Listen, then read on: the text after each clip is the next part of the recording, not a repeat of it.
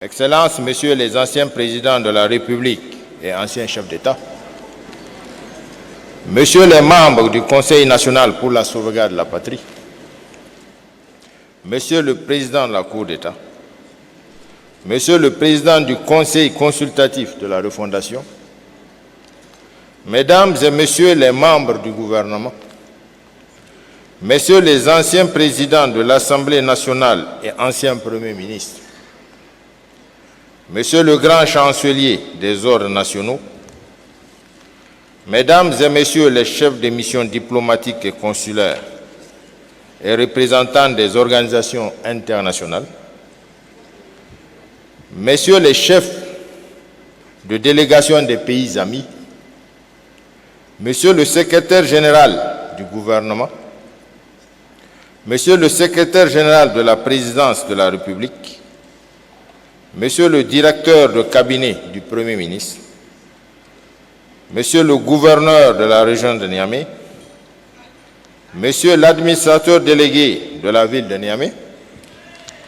Mesdames et Messieurs les conseillers du Président de la République et du Premier ministre, Mesdames et Messieurs les secrétaires généraux des ministères, Mesdames et Messieurs les conseillers, honorables chefs traditionnels, respectueux chefs religieux, Mesdames et Messieurs les représentants des organisations socio-professionnelles et des structures de la société civile, Mesdames et Messieurs, en vos titres, grades et qualités, tout protocole respecté. Par la grâce d'Allah, le clément et le très miséricordieux, nous voici réunis à l'occasion de l'installation officielle du Conseil consultatif de la refondation, couplée à la tenue de la première session en ce samedi 28 juin 2025. Le Conseil consultatif de la refondation, faut-il le rappeler, est institué par l'article 68 de la Charte de la refondation du 26 mars 2025. Il est l'un des 8 organes constitutionnels prévus par la dite charte pour conduire la marche de notre pays tout au long de ce processus. Conformément aux dispositions de l'ordonnance 2025-07 du 18 avril 2025, le Conseil consultatif pour la refondation a pour mission, d'une part, de donner son avis au Conseil national pour la sauvegarde de la patrie et au gouvernement sur toute question intéressant la vie de la nation dont il est saisi, et d'autre part, faire de sa propre initiative toute proposition ou recommandation au Conseil national de la sauvegarde de la patrie et au gouvernement sur toute question d'intérêt général. En cette circonstance historique, permettez-moi d'exprimer mes sincères félicitations à ces personnalités issues de toutes les couches socio-professionnelles de notre pays et qui portent le titre de conseiller, appelés désormais à animer cet organe. Je tiens également à adresser tous mes encouragements à l'équipe dirigeante de cette institution, avec à sa tête Dr Mahmoud Harouna Djingarey, chef de canton de Sinder, dont les qualités de leadership ne sont plus à démontrer. Permettez-moi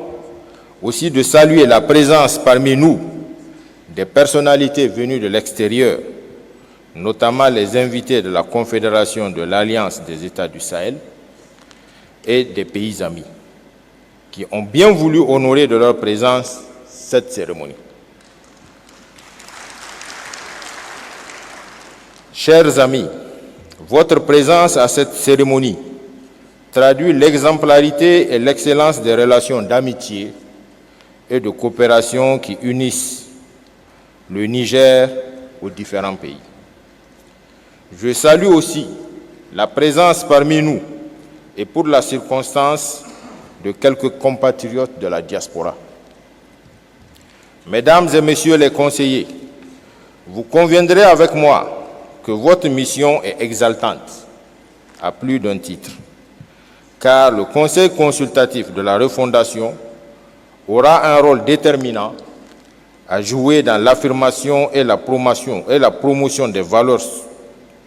principes socio-culturels de la refondation, piliers sur lesquels sera bâtie la société nigérienne de demain. Ces valeurs et principes, tirés de la charte de la refondation, s'énoncent comme suit: le patriotisme, la discipline et le civisme, l'inclusion, la solidarité, la fraternité et l'esprit du consensus, le sens et le respect du bien public, la tolérance, le dialogue et le pardon, la vérité, la justice et la réconciliation, la probité, la dignité et la loyauté, le travail, l'endurance et le courage. Mesdames et messieurs les conseillers, je ne vous apprendrai rien, mais dans un contexte où le Niger est confronté à des défis sécuritaires multiples, notamment la lutte contre le terrorisme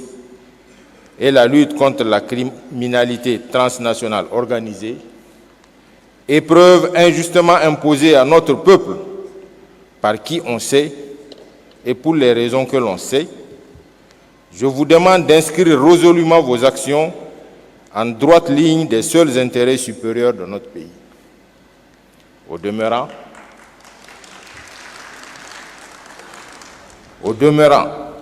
je vous exhorte à vous impliquer également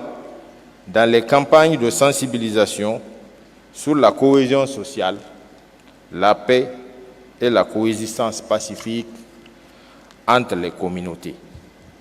conformément aux orientations du président de la République, chef de l'État, le général d'armée Abdourahmane Tchani. Cette cohésion que nous voulons au plan national, nous la voulons évidemment en votre sein. Je vous encourage par ailleurs à relayer les appels aux invocations et aux prières dans toutes les contrées de notre pays en relation avec les autorités administratives et coutumières pour le repos des âmes de nos martyrs et en faveur de la paix et de la cohésion sociale. Pour finir, je tiens à réaffirmer l'engagement de mon département ministériel à prêter une attention particulière à tous les actes du Conseil consultatif de la refondation, notamment ceux ayant trait à notre sphère de compétences. Puisse Allah, le Tout-Puissant, nous gratifier d'un hivernage fécond.